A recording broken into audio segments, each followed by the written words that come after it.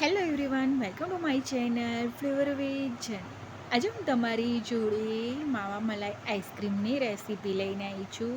વિડીયોની છેલ્લે સુધી જોજો. બરોડામાં ફેમસ સત્યનારાયણનો જે માવા મલાઈ આઈસ્ક્રીમ મળે છે ને તેવો જ મેં બનાવવાની કોશિશ કરી છે. તમે વિડીયો જોઈને કહેજો કે શું એવો બન્યો કે નહીં. ટેસ્ટમાં તો સાચેકમાં એવો બન્યો હતો. અને જો તમે લોકો હજી સુધી મારી ચેનલને સબસ્ક્રાઈબ ના કરી હોય તો કરી લેજો. આ આઈસ્ક્રીમ બનાવવા માટે 1 લીટર ફૂલ ફેટ દૂધ લીધું હતું મેં. કાચું દૂધ લેવાનું છે, તેને ગરમ કરવા મૂકી દેવાનું છે. મીડિયમ ફ્લેમ પર દૂધને ભાગનું બાળી લેવાનું છે. 700 ml થાય ને એટલું બાળી લેવાનું છે દૂધને. હલાવતા રહેવાનું છે. મીડિયમ ફ્લેમ પર કરવાનું છે કામ. અને હવે તેમાં ઉમેરવા માટે મેં 280 ગ્રામ જેટલો માવો લીધો હતો. આ બહારનો માવો છે, રેડીમેડ માવો. તેને હાથથી ક્રમ્બલ કરી લીધો અને તેને જાડી કઢાઈમાં ગરમ કરી લેવાનો છે. એકદમ ધીમા તાપે ગરમ કરવાનો છે અને હલાવતા રહેવાનો છે. આમાંથી એનું પાણી બળી જાય ને ત્યાં સુધી આ માવાને ગરમ કરી લેવાનો છે અને હલાવતા રહેવાનું છે. અને માવાને 1 મિનિટ માટે બી છોડતા નહીં તો નીચે તળિયે ચોંટી જશે. અને થોડોક કલર ચેન્જ થાય ત્યાં સુધી, બહુ નહીં ડાર્ક કલર કરવાનો. હવે દૂધ થોડુંક ઉકળી ગયું ને એટલે મેં 1/4 કપ મિલ્ક પાવડર લીધું હતું. તેમાં દૂધ ઉમેરી મિક્સ કરી લીધું અને એ મિક્સચર મેં દૂધમાં ઉમેરી દીધું હતું. અહીંયા તમે લોકો 1 ટેબલસ્પૂન, જો આવો કલર થઈ જવો જોઈએ. મિલ્ક પાવડર જોડે તમે લોકો 1 ટેબલસ્પૂન કોર્નફ્લાવર ઉમેરવા માંગતા હોય તો ઉમેરી શકો છો. અને મિક્સ કરીને 5 મિનિટ પાછું મેં કૂક કરી લીધું. દૂધ ઉકાળી લીધું હતું. એ દૂધ ઉકાળ્યા પછી 5 મિનિટ ઉકાળ્યા પછી જે માવો રેડી કર્યો હતો તે ઉમેરી દેવાનો છે. અને અહીંયા તમે લોકો 1/4 કપ ખાંડ ઉમેરવા માંગતા હોય તો ઉમેરી શકો છો, પણ હું છેલ્લે કન્ડેન્સ મિલ્ક ઉમેરવાની છું. માવો ઉમેર્યા પછી 10 મિનિટ ઉકાળ્યા પછી ગેસની ફ્લેમ બંધ કરી દીધી અને મેં 2 ટેબલસ્પૂન જેટલું કન્ડેન્સ મિલ્ક ઉમેર્યું હતું અને મિક્સ કરી દીધું.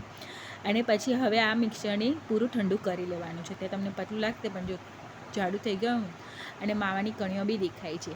અને આ મિક્સચરને ફ્રીઝરમાં સેટ કરવા મૂકી દેવાનું છે. 2 કલાક માટે મેં સેટ કરવા મૂકી દીધું હતું. પછી સેટ થઈ ગયું પછી એક વાસણમાં એક કપ મલાઈ નહીં 1 કપ ક્રીમ લેવાનું છે, વ્હીપ ક્રીમ. અને 1/4 કપ જેટલી મલાઈ લેવાની છે અને તેને વ્હીપ કરી લેવાની છે. એકલી મલાઈ કે એકલું ક્રીમ લેશું તો બી ચાલશે.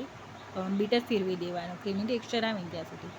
પછી તેમાં જે માવાનું મિક્સર રેડી કર્યું હતું તે ઉમેરી દેવાનું છે અને મિક્સ કરી દેવાનું છે અને બીટર ફેરવી દેવાનું છે પાછું.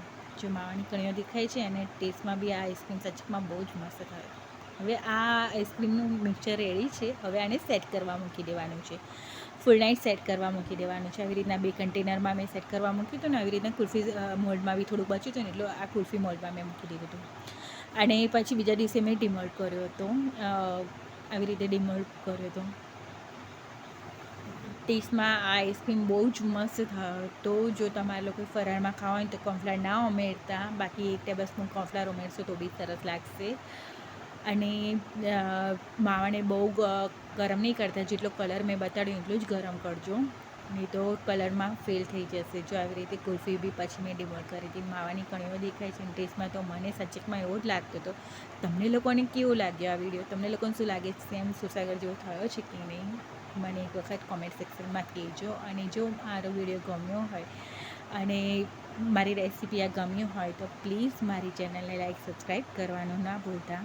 Thank you for watching. મળીએ નહીં વિડીયોમાં. બાય.